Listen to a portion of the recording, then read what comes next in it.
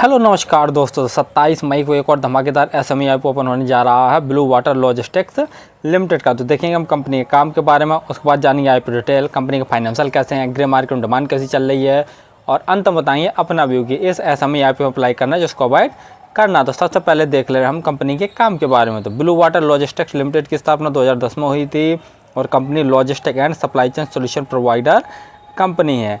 Company अपनी services में freight forwarding, custom clearance and transportation handling services provide करवाती है।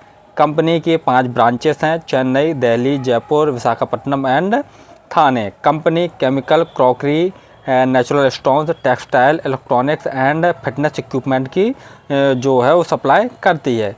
कंपनी के पास ट्रांसपोर्टेशन के लिए 25 कॉमर्शियल व्हीकल भी है। कंपनी अपनी सर्विसेज को तेलंगाना, गुजरात, महाराष्ट्र, राजस्थान, आंध्र प्रदेश, तमिलनाडु, दिल्ली, पंजाब, कर्नाटक, उत्तर प्रदेश, मध्य प्रदेश, उड़ीसा सहित आउट ऑफ इंडिया भी अपनी सर्विस प्रोवाइड करवाती है। आउट ऑफ इंडिया में देख लिया तो यह है अफ्रीका, सिंगापुर और यूएई जैसे देशों में अपनी सर्विस प्रोवाइड करवाती है। मार्च 2025 तक कंपनी में कुल 83 एम्प्लॉय काम कर रहे थे। तो कंपनी काम तो आपको समझ में आ गया होगा कि इसका लॉजिस्टिक्स से रिलेटेड काम है। और आई डिटेल जानने से पहले आप हमारे चैनल को सब्सक्राइब जरूर कर लें ताकि आपको समय समय पर आईपीओ संबंधी जानकारी और एसएमई आईपीओ संबंधी जानकारी मिलती रहे। चलिए अब देख ले रहे हम आईपीओ की डिटेल के बारे में।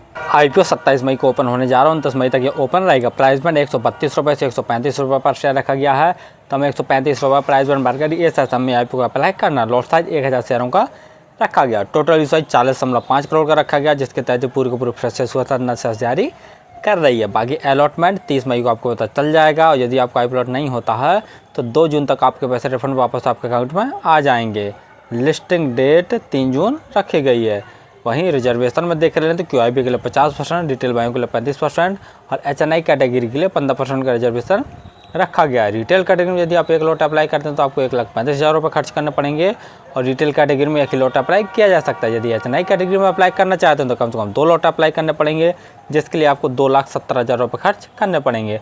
आईपीओ आने के पहले जो उनकी प्रोमोटर होल्डिंग थी वो 95.62% थी। आईपीओ आने के बाद इनकी प्रोमोटर होल्डिंग 69.55% जैसी बचेगी। ROE 72.02%, ROC 0.30%। आरओई तो ठीक ठाक है, आरओसी बहुत वीक है। डेप्ट टू इक्विटी 1.8 है, यानी कहीं ना कहीं डेप्ट टू इक्विटी भी 1 से ज़्यादा, तो ये भी कहीं ना कहीं नेगेटिव है।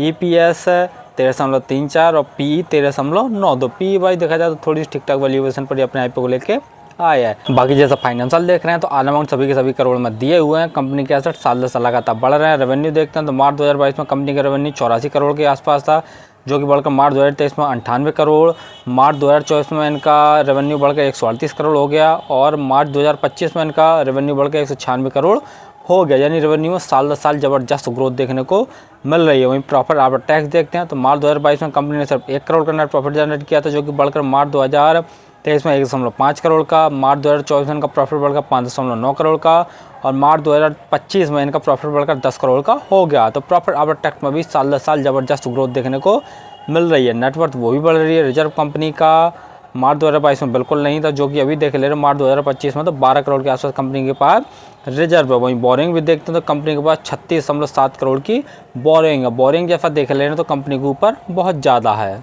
जीएमपी ग्रे मार्केट प्रीमियम देखे ले रहे हैं तो अभी तक इसी ग्रे मार्केट में कोई डिमांड निकल कर नहीं आई है। हाँ, लेकिन हो सकता है कि लास्ट डे तक किसी कुछ ना कुछ डिमांड निकल कर आ जाए, क्योंकि फाइनेंशियल काफ़ी दमदार है। फाइनली हमने देखा कि ब्लू वाटर लॉजिस्टिक्स लिमिटेड का मेनली काम है logistics and supply chain solution जैसी सर्विसेज प्रोवाइड करवाना है। कंपनी अपनी सर्विसेज में जैसा बता चुके हैं कि freight forwarding, custom clearance, transportation handling services जैसी प्रोवाइड जो सर्विस होती हैं उनको प्रोवाइड करवाती है।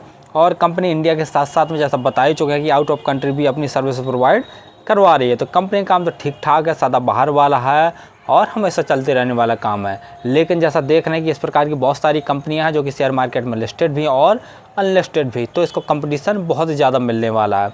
दूसरा, कंपनी के फाइनेंशियल जैसा देख रहे हैं तो फाइनेंशियल तो काफ़ी दमदार है। साल दर साल रेवेन्यू में ज़बरदस्त ग्रोथ देखने को मिल रहा है। प्रॉफिट आफ्टर टैक्स में भी काफ़ी अच्छा चाल देखने को मिल रहा है। लेकिन कंपनी के ऊपर बोरिंग भी बढ़ रही है, तो ये कहीं ना कहीं नेगेटिव पॉइंट वाली बात है।